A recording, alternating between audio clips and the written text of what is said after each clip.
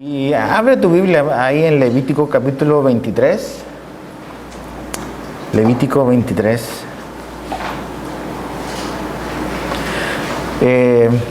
Hace un par de tiempo, hace unos años, una persona me dijo que la mejor manera y la manera más sencilla de quizás segmentar y entender la Biblia es de la siguiente manera. El Antiguo Testamento, todo el Antiguo Testamento es Jesús predicho, porque toda la Biblia tiene que ver con Jesús, es el plan de Dios para revelarnos a Jesús. Entonces, el Antiguo Testamento es Jesús predicho. Los Evangelios es Jesús revelado, o sea, Jesús vino y se reveló. El libro de Hechos es Jesús predicado, ves a los cristianos predicando el Evangelio. Y las epístolas es Jesús enseñado. Entonces ahí está Jesús por todas partes. Y todo lo que tiene que ver, y todo el Antiguo Testamento, algunas cosas más claras y más quizás evidentes para nosotros, ves a Jesús y realmente el plan de Dios para revelarnos a su Hijo, viniendo a salvarnos. Entonces uno ve sacrificios, uno ve fiestas, uno ve todas estas cosas que son bastante ajenas a nuestra cultura y a nuestra realidad, y es un poco quizás difícil agarrarle la onda a la primera, pero realmente vas viendo a Jesús entre líneas, y de hecho así se llama, creo que hoy, ¿verdad? Jesús entre líneas. Y vamos a ver ahí en el capítulo 23, hoy sí vamos a ver solo un capítulo, y es como, aquí vemos las fiestas más importantes de los judíos, de los judíos en el Antiguo Testamento. ¿Eres de las personas que usa agenda? Hay gente, yo sé que aquí hay gente muy organizada y muy responsable y todo lo apunta en su agenda. Hay gente que usa su agenda así impresa, que no le gusta nada de tecnología y eso, entonces todo lo va apuntando a mano. Y gracias a Dios porque hay calendarios y puedes llevar como que un registro de las fechas importantes, porque si se nos olvidan los aniversarios y los cumpleaños, a veces en casa podemos estar en problemas. Hay gente que tiene celulares, que le gustan los celulares y no quiere nada con lo impreso, y tienes las notificaciones que te avisa una hora antes, 15 minutos antes, y te va como que advirtiendo que viene algo que no debes de olvidar. Y el capítulo 23 es eso, es como un calendario con notificaciones de parte de Dios para Israel, de estas fechas que ellos no deben de olvidar por ningún motivo. Y estas fechas son momentos donde ellos como nación y como judíos se van a encontrar con Dios, y Dios va a venir a su encuentro.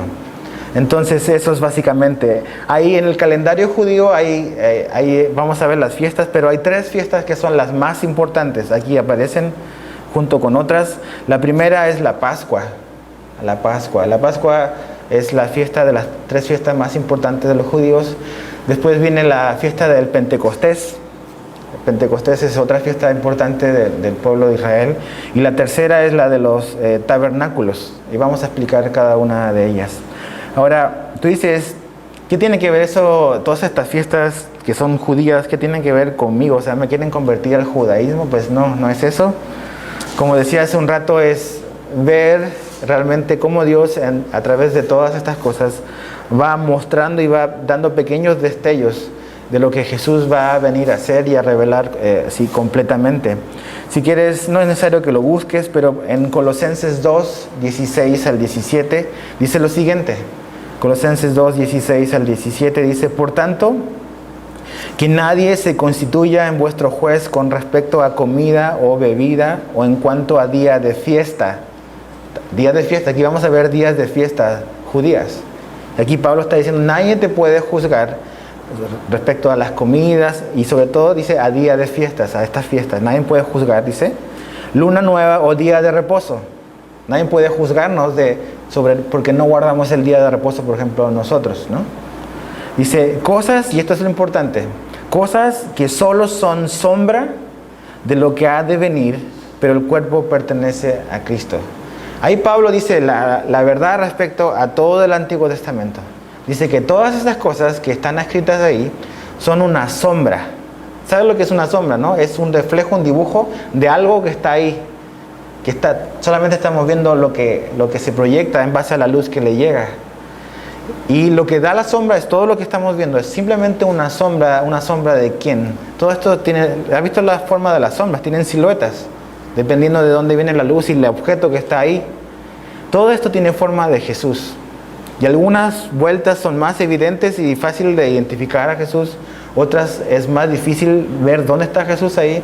Pero sí sabemos que todo esto tiene que ver con Cristo. Entonces vamos a leer del verso 1 al 3 y vamos a ir explicando así lo que dice acá. Dice, habló Jehová a Moisés diciendo, habla a los hijos de Israel y diles, las fiestas solemnes de Jehová o del Señor, las cuales proclamaréis como santas convocaciones, serán estas. 6 días se trabajará, mas el 7º día será de reposo. Santa convocación, ningún trabajo haréis, día de reposo es de Jehová, en donde quiera que habitéis. Ahí esto no es parte de una fiesta propiamente tal, de las más importantes, pero sabemos que el día de reposo es algo importante para el judío. Fue establecido por Dios. Ves en Génesis 2 que Dios reposó el día séptimo. Y realmente ahí Él estableció como el patrón para nosotros, no porque Dios estuviese cansado, sino que para mostrarnos un ejemplo de que es bueno trabajar, es bueno hacer cosas, pero tienes que descansar, es necesario un descanso, y eso también es espiritual, descansar. Entonces aquí habla de que ya lo hemos visto, ya lo ha mencionado bien en la ley y todo, pero como un reforzamiento en la idea de que es necesario trabajar y está establecido por Dios. Ahora, no lo vamos a leer, pero tú te lo dejo como tarea para la casa. En Hebreos 4 dice que el día de reposo, realmente entendiendo que todo esto es una sombra de algo, es una sombra de Jesús, dice en Hebreos 4 que Jesús es nuestro reposo ahora. Que ya no se trata de un día en específico, sino que se trata de una persona. Es Jesús. Y en Jesús encontramos descanso. Primero encontramos descanso en respecto de nuestra salvación. La salvación no es algo que debes de estar chambeando para mantener, sino que simplemente debes de estar permaneciendo con Jesús en una relación con Él. Entonces el trabajo realmente es un trabajo que hizo Cristo. Y al poner nuestra confianza en Él, nuestra fe en Él, podemos encontrar ese descanso que no nos da ninguna religión. Es algo importante que hace totalmente diferente al cristianismo de cualquier otro sistema religioso. Y no me refiero a que el cristianismo sea una religión, pero si lo comparamos con las otras religiones, tú vas a encontrar que el cristianismo es el único sistema de fe que enseña la gracia. En ninguna otra religión vas a encontrar el concepto de la gracia. Y cuando confiamos en Jesús y confiamos que realmente Él es el que hizo la obra, y mediante nuestra confianza en Él y que Él nos da su gracia, su favor inmerecido, ese es un gran descanso. Porque realmente no tienes que estar como que haciendo para ganar, ni tampoco para mantener. Simplemente lo que hacemos es una respuesta, ¿ves? Es una respuesta de amor a lo que Cristo hizo por nosotros. Entonces el día de reposo, lee Hebreos 4 y vas a ver que ahí dice que el Señor es nuestro descanso, es nuestro reposo. Ya no es un día, sino es una persona donde encontramos el reposo. Ahora, del verso 4 al 5 encontramos ya las fiestas que son importantes. Dice 4. Estas son las fiestas solemnes, las convocaciones. Esa palabra convocaciones va a aparecer por todo el capítulo. Santas a las cuales convocaréis en sus tiempos. En el mes primero, a los 14 del mes, entre las 2 tardes, Pascua es de Jehová. Entonces ahí está la primera fiesta de las 3 más importantes de los judíos, del calendario judío, es la Pascua, la fiesta de la Pascua. ¿Y qué es la Pascua? La Pascua es el recordatorio de Israel cuando Dios los sacó de Egipto. Y Dios dijo, ustedes van a celebrar la Pascua porque quiero que nunca se les olvide de dónde yo los saqué. Que ustedes habían sido esclavos por 400 años, pero que Dios les dio la libertad desde Egipto. Esa es la Pascua. Es recordar de dónde los sacó Dios. Somos buenos para olvidar. Por eso tenemos agendas y por eso hay calendarios. Porque aunque apuntamos a veces las cosas, se nos olvidan con facilidad. Y cuando Dios ha sido bueno, también se nos olvida. A veces pensamos, nunca me voy a olvidar de lo que Dios hizo por mí. Y la verdad, la neta es que se nos olvida igual. ¿Ves? Y andamos así como que dudando y con miedo y toda la cosa. Pero aquí la manera de recordar es establecer un día donde ellos puedan hacer memoria por todas las generaciones de cómo Dios fue fiel con ellos y cómo Dios fue bueno y los sacó de esa esclavitud. Ahora, en la Pascua, ¿se acuerdan? No lo vamos a explicar todo, pero en la Pascua cada familia tenía que agarrar un cordero y tenía que sacrificarlo. Y al sacrificarlo tenían que agarrar la sangre y se acuerdan que pintaron el marco de la puerta.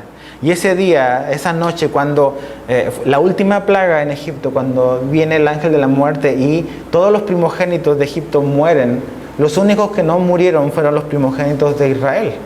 ¿Por qué? Porque cuando pasó la muerte, vio marcada la puerta con la sangre del cordero que había sido sacrificado. Y la muerte pasó sobre ellos, y eso significa Pascua, pasar sobre. Literalmente significa eso. En inglés es Passover. Es la idea de pasar sobre. No se quedó ahí, sino que pasó, llegó a la puerta y vio la puerta marcada con la sangre del cordero sacrificado y pasó sobre. No tocó al primogénito de esa casa. Ahora, ¿qué tiene que ver con Jesús? ¿Dónde vemos entre líneas? Ahí está muy fácil verlo. ¿Ves? Es por la sangre del cordero que no murieron, no entró la muerte en esa casa. Y es de la misma manera que realmente nosotros podemos ser perdonados. Es simplemente no por lo que Dios vea en ti o lo que Él vea en mí, sino lo que Él ve sobre mí, que es a Jesús. ¿Ves? Algo tan importante que jamás se nos debe de olvidar, que nosotros vamos a Dios y Dios nos salva y Dios tiene esta relación y quiere tener esta comunión contigo y conmigo, no basado en lo bueno o malo que tú puedas hacer o haber hecho. Él cuando Dios nos mira, Él mira a Jesús en ti. ¿Ves? Como Él pasó sobre y vio la sangre del cordero, no vio lo que estaba dentro, vio lo que estaba en la puerta, ¿ves? En la puerta estaba la señal de este cordero sacrificado y simplemente por eso que Él pasó por sobre. Y hubo salvación y no hubo muerte en esa familia y en esa casa. Entonces Dios ve a Jesús en ti. Cuando tú has creído en Él y has confiado en Él como tu Salvador y tu Señor, eso es lo que Dios va a ver en ti, en mí. No qué tan bueno soy, qué tan buenas cosas haya hecho, qué tan buenas obras esté haciendo. Simplemente es Cristo, ¿ves? Entonces eso es muy importante, nunca olvidar la salvación, la redención de Israel, ellos nunca debían de olvidar eso. Y nosotros nunca debemos de olvidar esto también, de que se trata de Jesús, de el Cordero que dice Juan, el Cordero de Dios, que fue sacrificado por nosotros, por nuestros pecados, y por su sangre fuimos perdonados y fuimos limpiados. Entonces debemos de refugiarnos en Jesús. Y cuando Dios ve eso, cuando Dios ve a Jesús en nosotros, somos aceptados y realmente tenemos ese acercamiento con Dios y hay esa comunión. Entonces la Pascua era recordar constantemente la salvación de ellos como nación de la esclavitud. Cuando vemos a Jesús es recordar la salvación del pecado, de la muerte, de donde éramos esclavos antes. ¿Ves? Jesús vino a darnos libertad. No solamente a perdonar nuestros pecados, sino a darnos libertad de la esclavitud del pecado. Y si te estás batallando con algo, si hay algo que por años realmente a lo mejor todavía no has rendido tu vida y por años has luchado con algo, Jesús no solamente vino a perdonar eso que has hecho toda tu vida, sino también vino a hacernos libres de eso que has hecho toda tu vida. No solamente es perdón, es libertad. Eso es lo que Jesús nos ofrece. Eso es lo que ellos encontraron en la Pascua, al Dios sacarlos de ahí. Versos 6 al 8 vemos la segunda fiesta importante. Dice, y a los 15 días de este mes es la fiesta solemne de los panes sin levadura. A Jehová 7 días comeréis panes sin levadura. Dice, el primer día tendréis santa convocación, ningún trabajo de siervo haréis, y ofreceréis a Jehová 7 días ofrenda encendida. El séptimo día será santa convocación y ningún trabajo de siervo haréis. Ahora, nuestro calendario, cuando habla de los meses, no son nuestros meses, ¿ok? Ellos tienen otro calendario. Entonces aquí habla de que esta fiesta de los panes sin levadura es en el mismo mes de la Pascua, solamente que un par de días después. De hecho, la fiesta de los panes sin levadura es inmediatamente después de la Pascua, es al día siguiente, y eso por un par de días. Ahora, ¿te acuerdas cuando Dios le habla a Moisés y le dice, ok, hoy van a salir.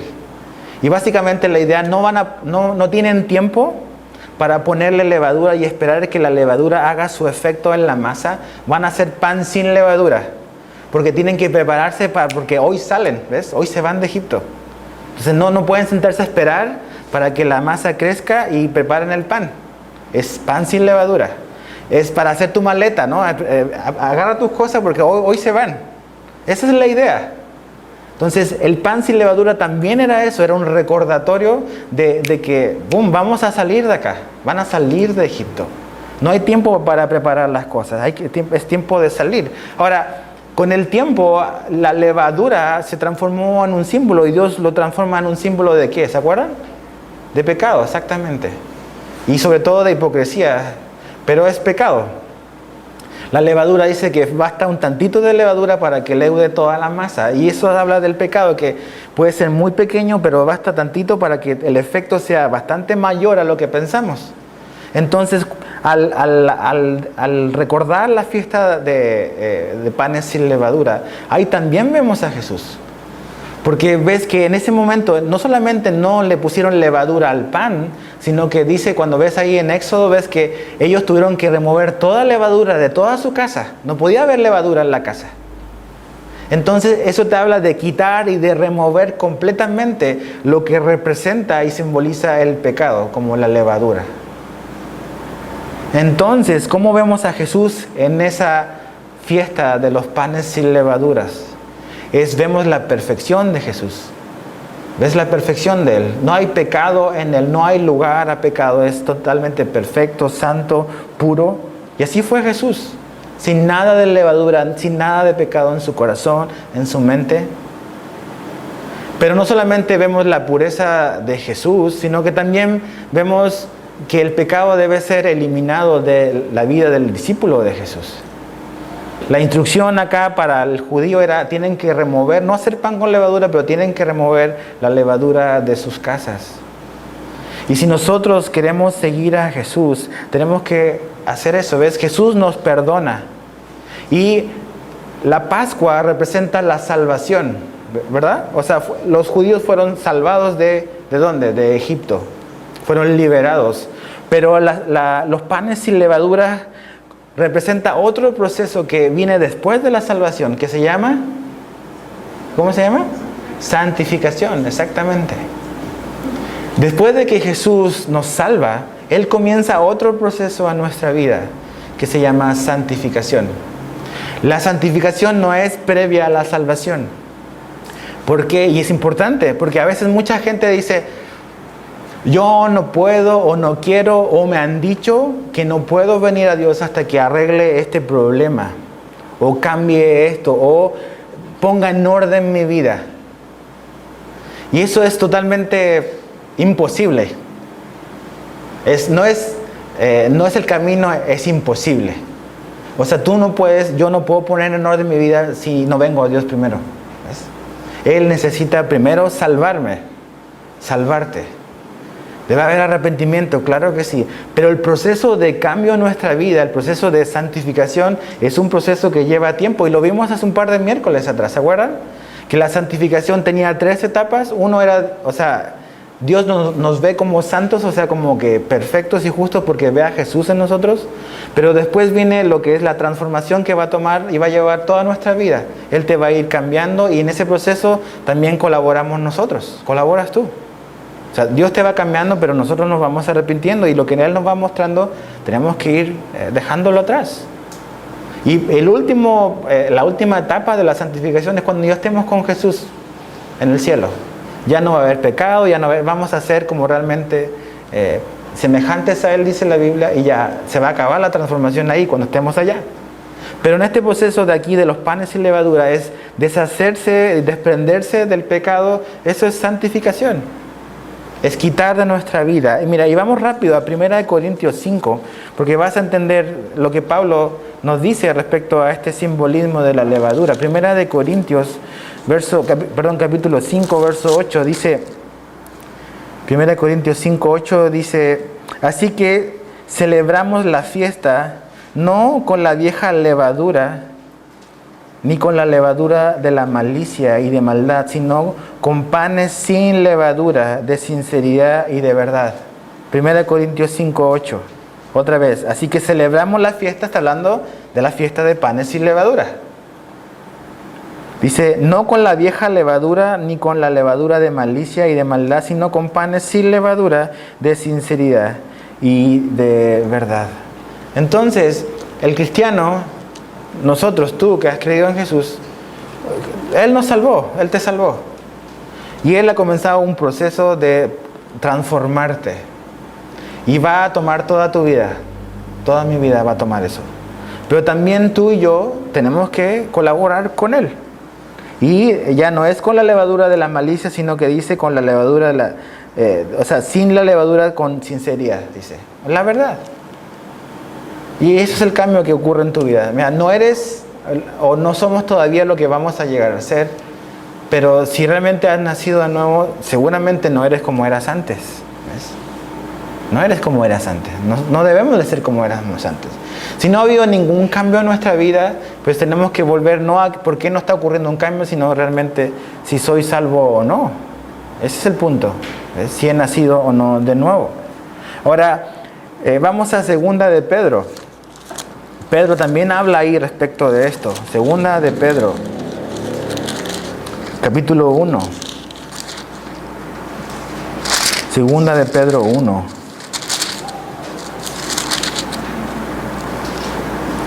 Segunda de Pedro 1, verso 3. Vamos a leer el 2 y 3. Segunda de Pedro, capítulo 1, versos 2 y 3. Y dice así. Gracia y paz. Ahí están los gemelitos del Nuevo Testamento. Gracia y paz. O sean multiplicadas en el conocimiento de Dios y de nuestro Señor Jesús. Dice, como todas las cosas que pertenecen a la vida y a la piedad nos han sido dadas por su divino poder, mediante el conocimiento de aquel que nos llamó para su gloria y excelencia. Pero fíjate lo que dice el verso 3, que todas las cosas que tienen que ver con la vida y la piedad, y podríamos definir la piedad como vivir la vida cristiana, todo lo que tiene que ver con vivir la vida cristiana, dice que Dios nos la ha dado por su divino poder, y ahí está algo importante. El cambio en nuestra vida, el cambio en tu vida, la transformación en tu vida y en mi vida no va a ocurrir por el poder que hay en mí, sino ese cambio, esa transformación va a ocurrir en nuestra vida por el poder de Dios obrando en nosotros. Todos nosotros estamos, yo creo que más que claro, que hay muchas cosas, por no decir todas, que nomás no podemos cambiar, ¿ves? No, a veces es que me encantaría ser diferente, me encantaría, pero lo sigo haciendo, ¿ves? Y ya sé que me debo de arrepentir, ya sé que tengo que venir a Cristo, pero nomás, ¿cómo le hago para la vida que Cristo quiere que yo viva? ¿Ves? ¿Cómo le hago para, como dice Hechos, para ser testigo de Jesús? Ahí donde dice Pedro, es su poder, su divino poder actuando en tu vida, sobrenaturalmente, de una manera más natural de lo que imaginamos, nos va transformando y nos va dando todo lo que tú necesitas en tu vida normal y en tu vida cristiana para que ese cambio ocurra y esa transformación ocurra. Si tú y yo pudiéramos santificarnos por nuestra propia cuenta, Jesús no hubiese venido y no hubiese sido necesaria la salvación. Pero como eso no puede ocurrir, como es imposible que el hombre se cambie y se transforme a sí mismo, Jesús tuvo que venir, ¿ves? Y Él tuvo que morir por nosotros, salvarnos para dar un nuevo nacimiento en el corazón del hombre, que es el problema y la raíz de todas las cosas, para que de ahí comience otro proceso que es una transformación de toda nuestra vida, que va a llevar toda nuestra vida también. Entonces, debe de decir, bueno, estoy viviendo así, debo de venir a Cristo y debo de reconocer que soy un pecador, pero el cambio y la transformación en mi vida, Él se va a tomar el tiempo y se va a tomar todos los años que tenga por delante, o los días o los meses, para irme moldeando, para irnos transformando conforme a la imagen de Jesús. Ese es el modelo, ese es el molde. No te compares con un hombre, con otra mujer. El molde, Jesús nos ve y estamos aquí, ¿ves? El Padre nos ve y estamos acá. ¿Y ¿con quién es el punto de comparación? Es Cristo, ¿ves? Es Jesús. Y Él va a hacer todo lo que sea necesario. Por eso dice Romanos 8:28, que todas las cosas nos ayudan a bien a los que amamos a Dios. Porque ¿cuál es el proceso? Es llegar a ser como Jesús. Entonces, la dificultad, los problemas, las cosas que nos duelen, es una herramienta, un cincel en la mano de Dios para lograr el objetivo que Él tiene, que es no que te parezcas a otra persona, sino que te parezcas a Jesús. Ese es el modelo. Y esa es la transformación que ocurre. Y eso habla de la levadura, es quitar el pecado, dejar el pecado atrás. Y realmente caminar en nuestra nueva vida que Dios nos llama a caminar. Eso es lo que recordaban los judíos. Volviendo a a Levítico 23, versos 9 al 14, vemos la tercera fiesta, que es la fiesta de los primeros frutos. Dice, y habló Jehová a Moisés diciendo, habla a los hijos de Israel y diles, cuando hayáis entrado en la tierra que yo os doy, y que seguéis su mies, traeréis al sacerdote una gavilla por primicia de los primeros frutos de vuestra siega. Y el sacerdote mecerá la gavilla delante de Jehová, así como que moviéndola, ¿no? Para que seáis aceptos, el día siguiente del día de reposo la mecerá. Y el día que ofrezcáis la gavilla ofreceréis un cordero de un año sin defecto, en holocausto o en sacrificio a Jehová. Su ofrenda será 2 décimas de efa de flor de harina amasada con aceite, ofrenda encendida a Jehová en olor gratísimo. Y su libación será de vino, la 4ª parte de un hin. No comeréis pan, ni grano tostado, ni espiga fresca hasta este mismo día, hasta que hayáis ofrecido la ofrenda de vuestro Dios. Estatuto perpetuo es para vuestras edades, en donde quiera que habitéis. Aquí vemos la otra fiesta, la de los primicias o de los primeros frutos. ¿Qué era esto? Tenían que agarrar la gavilla y la llevaban al sacerdote y el sacerdote hacía esto, así, la movía. ¿Qué era eso? Era un reconocimiento que tú traías a Dios lo primero, tus primicias. Y era como una ofrenda a Dios, decir, mira Señor, aquí te traigo, y hacían así, y movían. Y reconozco que lo que tengo es tú me lo diste y te estoy agradeciendo porque me has dado esto. Esta fiesta era eso, era un recordatorio, era un reconocimiento como de gratitud a lo que Dios les había dado, porque era de lo primero que ellos cosechaban, lo traían a Dios. Es eso, es simplemente la primicia, lo primero. Ahora, esto ocurría, dice, al día siguiente del sábado, del día de la Pascua. Al día siguiente, todas estas fiestas están hiladas una tras otra. Esta ocurría al día siguiente al día de reposo. ¿Y cuál es el día de reposo? El sábado. Esta fiesta es entonces, ¿qué día? El domingo. El domingo era el día donde se hacía esto. Ahora, ¿cuál es el simbolismo con la ofrenda y como que aquí está como la primicia? ¿Cómo vemos a Jesús ahí? Vemos a Jesús también, porque la Biblia nos dice que Jesús fue la primicia de la resurrección. Las primicias de la resurrección. Vamos a 1 Corintios 15. 1 Corintios capítulo 15. Vamos a estar viendo así capítulos del Nuevo Testamento. 1 Corintios capítulo 15, verso 20. Hablando ahí Pablo de la resurrección, de la realidad de la resurrección.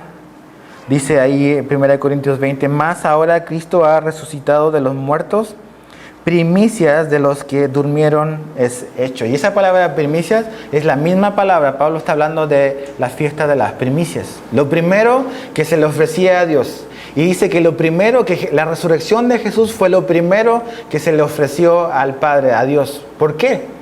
Porque es el primero, Jesús comenzó la resurrección, ¿ves? Cuando Jesús se levantó de los muertos, Él es el primero que da inicio a esto que llamamos la resurrección. Tú dices, no, pero si han resucitado hombres, Jesús resucitó a muchos, ¿verdad? Pero esos hombres que volvieron a morir, ¿ves? La primicia de Jesús, lo que Él dio inicio fue a la resurrección, a la vida eterna, ¿ves? Y eso dice aquí Pablo, que Él es la primicia, el primero. Entonces, ¿por qué tenemos la seguridad que tú y yo vamos a resucitar? Porque Jesús resucitó, ¿ves? No porque por quién soy yo, es porque Jesús resucitó y porque hemos puesto nuestra confianza en Él, tenemos la seguridad de que Él también nos va a levantar. Pablo dice, si la resurrección, si Jesús no se levantó, pues nuestra fe en realidad da lástima, ¿ves? Porque no tenemos esperanza, porque vamos a morir y ahí se va a acabar la vida. Pero dicen, no es así. Jesús se levantó y resucitó y porque Él vive, nosotros vamos a vivir también. Entonces, la primicia, el primero fue Jesús, es una ofrenda para el Padre. Y todos los que venimos después, una gran cosecha, también vamos a resucitar juntamente para estar con Dios. Entonces, ahí también vemos a Jesús en lo de las primicias. La otra fiesta, verso 15, volvamos a Levítico, verso 15 al 22. La fiesta, quizás te suena el nombre, bueno, aquí no aparece, más adelante se le va a poner el nombre, pero es la fiesta de Pentecostés. Verso 15 al 22 dice, y contaréis desde el día que sigue, te fijas, cada fiesta o estas fiestas están hilvanadas, están una tras otra. Y contaréis desde el día que sigue al día de reposo, o sea, el domingo, desde el día en que ofreciste la gavilla de la ofrenda mecida, o sea, lo que hizo el sacerdote, 7 semanas cumplidas serán. 7 semanas son 49 días, ¿ok? Hasta el día siguiente del séptimo día de reposo contaréis 50 días, ahí está Pentecostés, de penta, de 50. Entonces ofreceréis el nuevo grano a Jehová. De vuestras habitaciones traeréis 2 panes para ofrenda mecida, que serán de 2 décimas de efa, de flor de harina, cocidos con levadura como primicias para Jehová. Y ofreceréis con el pan 7 corderos de 1 año sin defecto, 1 becerro de la vacada y 2 carneros serán holocausto a Jehová. Con su ofrenda y sus libaciones, ofrenda encendida de olor grato para Jehová. Hasta el 22, ofreceréis además un macho cabrío por expiación y 2 corderos de 1 año en sacrificio de ofrenda de paz. Y el sacerdote los presentará como ofrenda mecida delante de Jehová con el pan de las primicias, y los 2 corderos serán cosa sagrada a Jehová para el sacerdote. Ya hemos visto todas estas cosas de los sacrificios y todo eso. Dice, y convocaréis en este mismo día santa convocación, según ningún trabajo de siervos haréis, estatuto perpetuo en donde quiera que habitéis por vuestras generaciones. Cuando segareis la mies de vuestra tierra, no segaréis hasta el último rincón de ella, ni espigarás tu siega. Para el pobre y para el extranjero la dejarás yo, Jehová, vuestro Dios. Entonces, aquí no aparece el nombre Pentecostés, ese nombre va a venir más adelante, pero habla de estos 50 días, que eran los 50 días después de la Pascua. Tú agarras desde la Pascua y cuentas 50 días y ahí ese es el día de Pentecostés. Ahora, ¿cómo recordamos? ¿Qué tiene que ver Pentecostés con nosotros? ¿Qué ocurrió el día de Pentecostés? ¿Qué ocurrió ahí? El Espíritu Santo vino sobre la iglesia, sobre los cristianos, sobre los 120 que estaban en el aposento alto, esperando a Jesús. Jesús, cuando resucitó, caminó y estuvo en la tierra 40 días. Y cuando Jesús ascendió en el día 40 después de su resurrección, hubieron 10 días donde los discípulos no estuvieron sin nadie. El Espíritu Santo todavía no había venido. Y Jesús ya había ascendido. Y en el día 50, Jesús no le dijo al día en que iba a venir, dice, esperen nada más que venga el Espíritu Santo. Y en el día de Pentecostés, en el día 50 después de la Pascua, cuando Jesús murió, vino el Espíritu Santo y ocurrió algo importante. ¿Se acuerdan? Jesús le dijo a los discípulos, ¿a ustedes les conviene que yo qué? ¿Que yo me quede? No, le dijo, a ustedes les conviene que yo me vaya, porque van a enviar al Espíritu Santo. Entonces la fiesta de Pentecostés también está relacionada con Jesús, porque es la promesa de Jesús, es la promesa del Padre de que Él iba a enviar al ayudador. Al ayudador. Y ese día, el día de Pentecostés, nació alguien. ¿Sabes quién nació? Nació la iglesia. ¿Ves? Antes no había esto de la iglesia. Estaban los discípulos, pero realmente la iglesia nació el día de Pentecostés. Y nació con 3,000 personas ahí, así, de sopetón. El Pedro, que era el Pedro cobarde, ¿ves? Que había fallado tremendamente a Jesús. Agarró valor, no de no sé dónde, sino que alguien se lo dio, ¿ves? Se lo dio el Espíritu Santo y predicó, y 3,000 convertidos, así rápido. Entonces, el día de Pentecostés, esta fiesta es eso, está relacionada con Jesús porque está vinculado a la partida de Jesús, pero a la venida del Espíritu Santo a la iglesia. Mira, y va de la mano con lo que decía hace un ratito. Tú y yo sé muy bien que yo no puedo vivir la vida cristiana si el Espíritu Santo no me ayuda, ¿ves? Por más que le trate de echar ganas, mis ganas no alcanzan. O sea, eso es una emoción. Y mucha gente te va a estimular, pero el que realmente te va a empujar a hacer es el Espíritu Santo, ¿ves? Porque mi emoción dura un par de horas, como mucho. Y a lo mejor puedo irme a la casa bien animado, pero cuando venga la tentación, mi ánimo no me va a servir en lo absoluto. Necesito algo sobrenatural, y no algo, a alguien sobrenatural, para que me ayude a vivir la vida que Jesús me vino a enseñar. En Pedro, ese hombre que creía ser muy valiente, que creía que podía confiar en sus propios deseos, en sus impulsos, en su determinación, vemos cómo falló miserablemente. A pesar de que era un hombre valiente, su valentía no le alcanzó para el momento de la prueba. Necesitaba al Espíritu Santo en su vida, y eso vino en Pentecostés. Y ya no ves nunca más a ese Pedro cobarde. No porque dijo Pedro, ahora sí voy a ser valiente, es porque el Espíritu Santo estaba sobre él. Y ya nunca más volvió a ser el Pedro que era antes. No quiere decir que nunca más pecó, pero su vida cambió ese día, ¿ves? Porque vino el Espíritu Santo en el día de Pentecostés. Y tú y yo necesitamos al Espíritu Santo en nuestra vida, ¿ves? No podemos, en Hechos 1:8, Jesús dice, cuando venga el Espíritu Santo, ustedes van a ser, ¿qué? Testigos. Me seréis testigos en Jerusalén, en Judea, y ahí se va expandiendo. La palabra testigo es realmente la palabra mártir. ¿Has visto todos estos cristianos que están siendo asesinados por ISIS allá en Irak, en Siria? Ese es un mártir. Esa es la palabra que Jesús usa en Hechos 1:8. Seréis testigos, serán mártires. Tú dices, ¿cómo esas personas pueden soportar eso? Dices, alguien debe de darle la valentía y la entereza de no quebrarse, de no huir, de no temer, ¿ves? Todos los cristianos que fueron ejecutados por los emperadores romanos, que se divertían con los cristianos, ¿ves?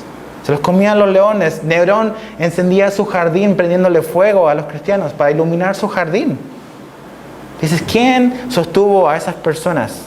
Fue la promesa del Padre. El Espíritu Santo iba a venir. ¿Quién es el que te va a sostener para resistir la tentación?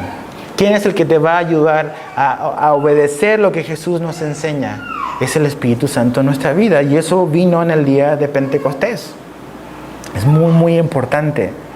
Entonces ahí termina el primer bloque de fiestas, y están todas una tras otra, y ves cómo cada una tiene que ver con Jesús, sobre todo en su primera venida. Ahora, las últimas tres, vamos a ir rápido, tienen que ver con un cumplimiento de Jesús en su segunda venida. Verso 23 al 25. Dice, y habló Jehová a Moisés diciendo, habla a los hijos de Israel y diles, en el mes séptimo, hay una brecha, ¿te das cuenta? Hay una brecha, hay meses que transcurren. Dice, en el mes séptimo, al primero del mes tendréis día de reposo, una conmemoración al son de trompetas y una santa convocación. Ningún trabajo de siervo haréis, y ofreceréis ofrenda encendida a Jehová. Entonces esta fiesta es la fiesta que se conoce como de las trompetas. A lo mejor nunca la habías oído. Yo tampoco, no me acuerdo mucho de siempre te acuerdas de las más importantes, pero la fiesta de las trompetas es eso, dice que es una santa convocación, y era como que al sonar de la trompeta la gente se reunía, la gente de Dios se iba a reunir. La gente de Dios se iba a reunir, iban a venir delante de Dios. Ahora, ¿qué vemos ahí? Empiezas a ver cosas que Jesús va a cumplir en su segunda venida. La Biblia habla de que Dios va a reunir a su gente cuando suene una trompeta, ¿ves? Algo que a veces se nos olvida es que Jesús va a regresar, va a volver otra vez. Y Él va a llevarnos con Él. Nosotros creemos en esta iglesia lo que la Biblia nos enseña, que es el rapto, que es Cristo viene y se lleva a los que han creído en Él. No se lleva a una iglesia en particular, se lleva a todos los que han creído en Jesús como su Señor y Salvador. Y dice en Tesalonicenses, habla de una trompeta que va a sonar. Y al sonar de la trompeta, Jesús va a venir y se va a llevar a los que son de Él. Puedes anotar la referencia, 1 de Tesalonicenses, capítulo 5, del 1 al 9. Puedes leerlo completo ahí. Ahí habla de esa trompeta que va a sonar. Y dices, ¿va a sonar de verdad? ¿Cómo lo vamos a ir? Es lo que dice la Biblia. Que al sonar esa trompeta, Él va a venir y nos va a llevar. Y nos vamos a reunir con Jesús en el aire. Tito 2.13, no es necesario que vayas ahí. Tito 2.13 habla de que para el cristiano la esperanza o el hecho de que Jesús va a venir es nuestra esperanza bienaventurada, dice. De que esa verdad de que Cristo va a regresar es una esperanza bienaventurada. ¿Dónde está tu esperanza? ¿Cuál es tu esperanza? ¿Ves nuestro mundo, ves nuestro país? Y a veces es bien difícil encontrar una esperanza. A lo mejor no es necesario ir tan lejos como tu país, ves a lo mejor en tu vida, en las circunstancias de tu vida. Dices, no tengo esperanza. ¿En qué puedo encontrar esperanza? Pero ahí Tito 2 dice que la esperanza del cristiano es ese día en que va a ver a Cristo regresar por él. ¿Ves? Esa es nuestra esperanza bienaventurada. Tito, importante. Ahora, vamos a 1 de Tesalonicenses, capítulo, vamos a ver algunas cosas en el 4, así rápido. 1 de Tesalonicenses. Esta es de las primeras cartas que escribe el apóstol Pablo, de los primeros libros que él escribió. 1 de Tesalonicenses. Vamos a leer el capítulo 4, verso 16. Ahí hay algo que quiero que veamos. 1 de Tesalonicenses 4, versos 16 y 17. Y la otra cita es 1 de Tesalonicenses 5, del 1 al 9, que ya les dije. Pero aquí estamos en el capítulo 4, versos 16 al 17, y dice así. Aquí está lo que les decía. Porque el Señor mismo con voz de mando, con voz de arcángel y con trompeta de Dios, descenderá del cielo, y los muertos en Cristo resucitarán primero. Luego nosotros los que vivimos, los que hayamos quedado, seremos arrebatados. Y esa palabra es importante, arrebatados, juntamente con ellos en las nubes para recibir al Señor en el aire, y así estaremos siempre con el Señor. Por tanto, alentaos los unos a los otros con estas palabras. Dice que la idea y la verdad de que Jesús viene es algo con lo cual debemos de alentarnos como cristianos. A veces nos tratamos de alentarnos, échale gana, mi hermano. No, pues que te salga todo bien, que Dios te bendiga. Y aquí dice que nos podemos alentar con la idea de que Jesús va a venir, que Jesús va a regresar.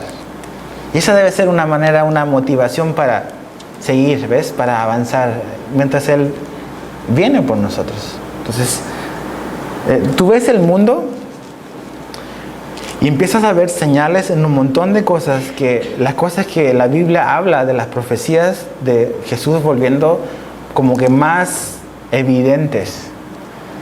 ¿Has visto en las noticias cómo la cosa se está poniendo bien tensa entre Estados Unidos y Rusia? Está volviendo lo que hace décadas se llamaba la Guerra Fría. Y las tensiones y como que el forcejeo entre las dos potencias, entre Estados Unidos y Rusia, de ahí el tira y afloje, quién es el que manda. Y ves cómo la cosa se puso bien, bien densa entre ellos. De hecho, Estados Unidos por primera vez en no sé cuántos años, décadas, va a estar movilizando más tropas en Europa con la OTAN. Ves que Putin, el primer ruso, dijo que iban a construir más armas y van a tener más bombas nucleares y que ellos van a apuntar al país que sea necesario que los amenace. Y está hablando de Estados Unidos, están en una guerra de declaraciones y tú dices, se están hablando entre ellos, ¿ves? Y ves lo que la Biblia dice en Ezequiel 38, de que esta alianza de países de que va a encabezar Rusia con Irán y todos esos países que van a bajar y van a venir en contra de Israel, van a querer destruirlos. Todas esas cosas, ves cómo realmente, a pesar de que no están muy bien, pero ves en el tipo de cambio, cómo el euro es una moneda más fuerte que el dólar. Y la Biblia dice que al final, antes de que Cristo venga, o cuando el Señor nos lleve, va a volver a resurgir lo que es el antiguo imperio romano, y eso es Europa, la Europa antigua. ¿Ves? Y cómo todas estas cosas van, pum, pum, y como que están ocurriendo y están ocurriendo delante de nuestros ojos. Y se está cumpliendo todo lo que Jesús dijo que iba a ocurrir antes de que Él regrese. Pero nuestra esperanza no es un miedo de que ¿cuándo va a salir el anticristo? Porque muchos cristianos andan espantados con el anticristo. Dice la Biblia que nosotros no esperamos al anticristo.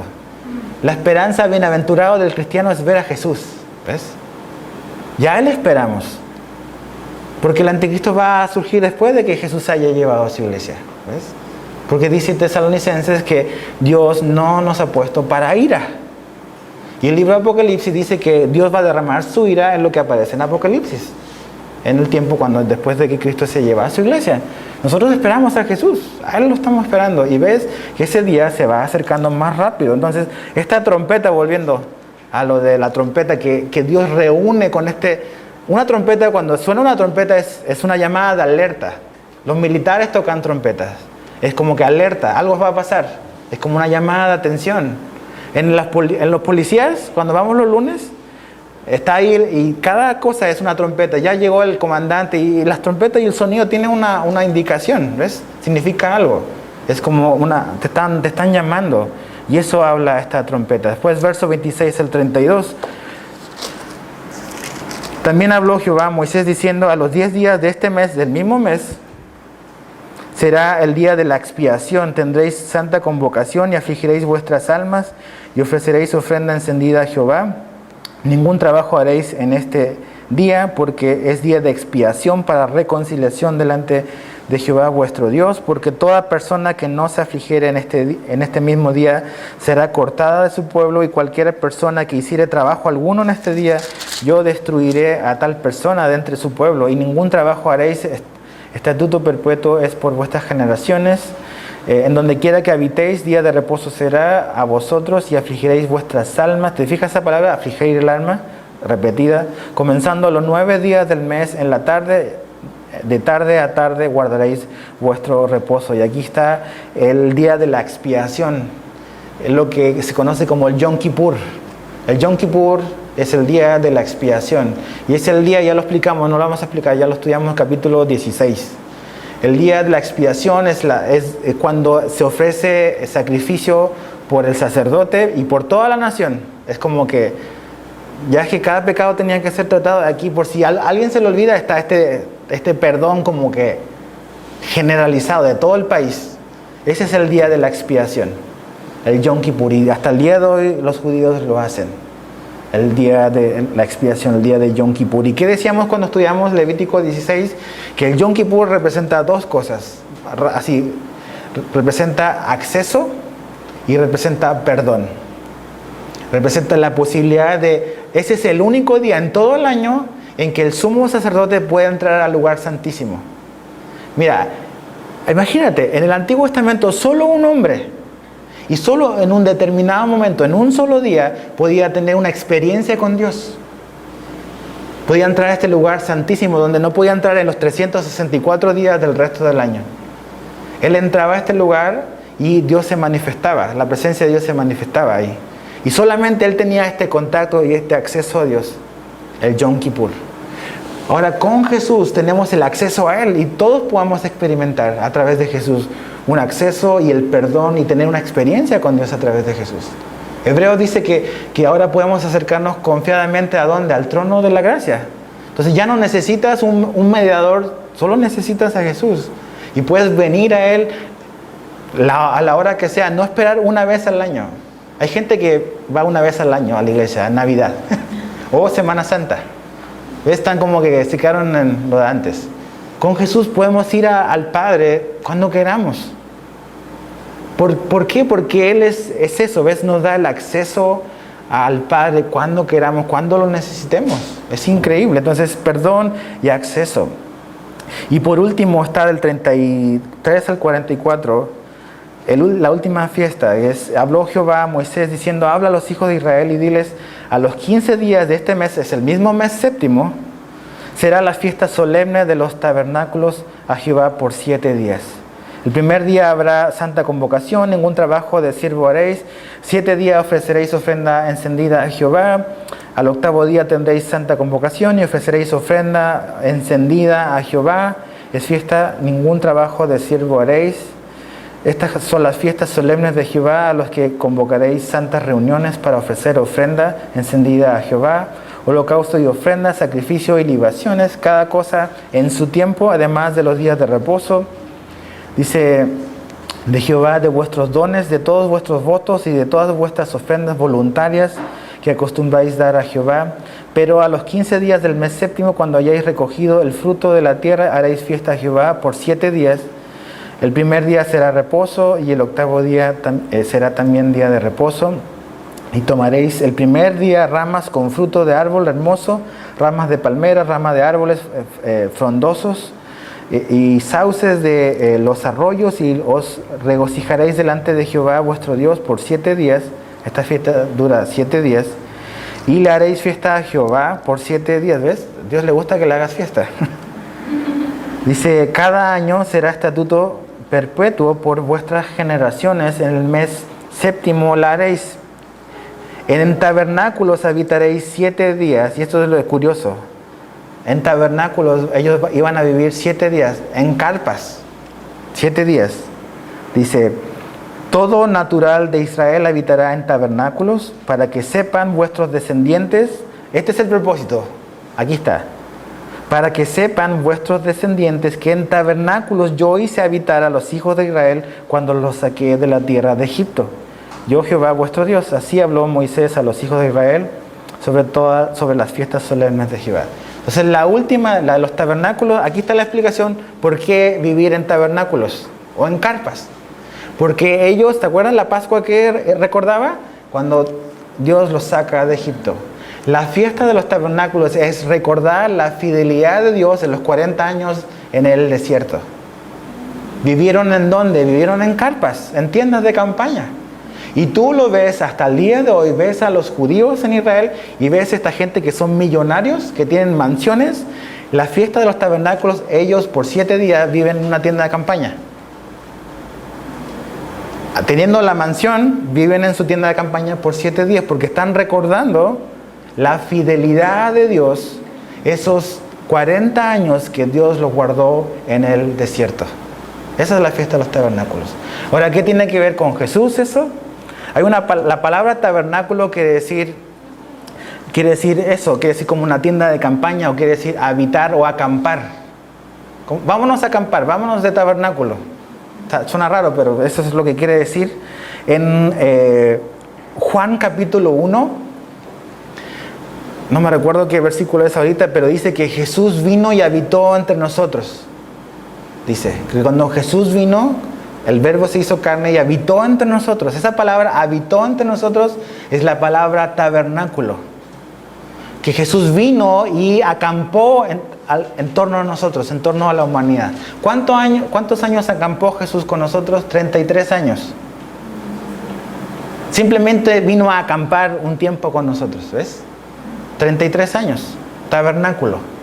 Esa es la palabra que se usa ahí. Ahora, va a venir un día donde Jesús va a venir otra vez y va a acampar con la humanidad por 1000 años, que es cuando Cristo venga. Y lo que la Biblia nos dice que es el milenio.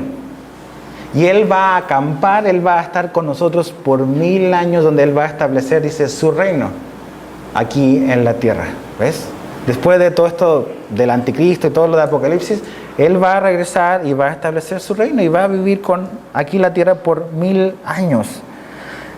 Puedes anotar como referencia Zacarías 14. De hecho, vamos mejor a Zacarías, porque ahí vas a ver algo. Zacarías es de los últimos libros de la Biblia. Zacarías capítulo 14.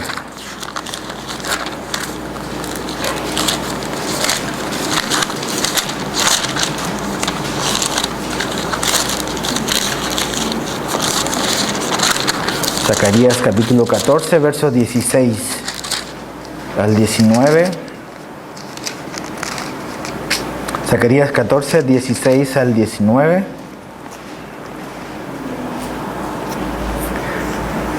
Aquí esta profecía tiene que ver con cuando Dios como rey va a establecer su reino en la tierra. Si lees toda esta parte, después como para ver el contexto, pero fíjate lo que dice, 16. Y todos los que sobrevivieran de las naciones que vinieron en contra de Jerusalén. Ezequiel 38, puedes leer cuáles son las naciones que van a venir en contra de Jerusalén. ¿Ok? Entonces dice, todas las naciones que sobrevivieren, dice, que vinieron en contra de Jerusalén, subirán de año en año para adorar al rey, dice, a Jehová de los ejércitos, y a celebrar la fiesta de, ¿qué dice ahí? ¿De los qué? De los tabernáculos. Y acontecerá, dice, que los de las familias de la tierra, dice, que no subieran a Jerusalén para adorar al rey, Jehová de los ejércitos no vendrá sobre ellos lluvia. Y puedes seguir leyendo después. Pero dice que cuando el rey está hablando de ¿quién? De Dios, de Jesús. ¿Ves? Jesús en su primera venida era un rey, pero vino en forma de ¿qué? De siervo, de un rey sirviente, de un rey siervo. Pero cuando Jesús venga en su segunda venida, viene como un rey de reyes. Y va a establecer su reino. Y dice que la gente va a viajar de todos los rincones del mundo para acampar ahí afuera de Jerusalén y hacer la fiesta de los tabernáculos. Entonces, la fiesta de los tabernáculos, vemos a Jesús, ¿en qué sentido? En que Él va a venir y va a acampar acá por 1000 años. Y también habla de eso, de que la gente va a ir a donde Él está y va a acampar también ahí, donde Él está, en Jerusalén. Y eso es lo que tiene que ver con nosotros, ¿ves? Que Jesús va a regresar, que Jesús va a volver. Entonces, ves diferentes aspectos de Jesús en estas fiestas. Y de eso se trata. Se trata de que finalmente Dios nos ha revelado a su Hijo para que le conozcamos y para que conozcamos lo que Él iba a venir a hacer. Básicamente es a reconciliarnos con Él. Y si nosotros aceptamos esa invitación, si creemos en el ofrecimiento que Él nos da a través de su Hijo, mediante la fe y la confianza en Él, somos eso, somos perdonados, somos reconciliados, tenemos acceso y tenemos todo esto que representan todas estas cosas que los judíos practicaban.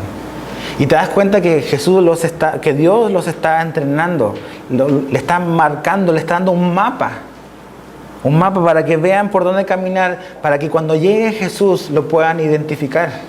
¿Ves?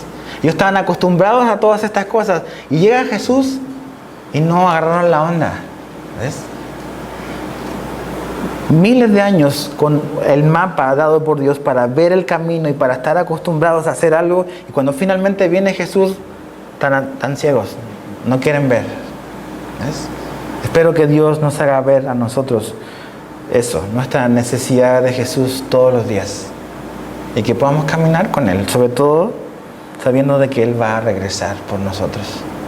Señor, te damos gracias por estas verdades, probablemente que nunca habíamos considerado y nunca habíamos quizás leído. Pero básicamente tú nos estás revelando a tu propio Hijo que va a venir a salvarnos. Y pues abre nuestros ojos a eso, a nuestra necesidad de Cristo de todos los días. A permanecer unido a Él, como tú nos dices en el Nuevo Testamento, a que tú eres la vid y nosotros los pámpanos. Y la única manera de poder dar fruto es permaneciendo unido a ti. Entonces, Señor, tú no solamente quieres ser nuestro Salvador, sino que también nuestro Señor. Y abre nuestros ojos a esa verdad, de poder realmente entender que tú también quieres gobernar nuestra vida. Te amamos, Jesús. Te alabamos, Señor, porque has abierto nuestros ojos y ayúdanos a caminar esta vida a la luz de estas verdades, que esta vida es pasajera y que pronto, probablemente más pronto de lo que imaginamos, tú vas a regresar por nosotros. Ayúdanos a estar preparados, como los siervos que tú hablas mucho en las parábolas, que estaban esperando a su Señor, pero no solamente esperando sin hacer nada, sino que esperando, sirviendo y preparando las cosas para que el Señor venga. Entonces, ayúdanos así, a estar preparados, alertas, pero también usando bien nuestro tiempo para servirte a ti mientras tú llegas y regresas. Gracias, Padre, te damos y oramos y lo pedimos todo en el nombre de Jesús, tu Hijo. Amén.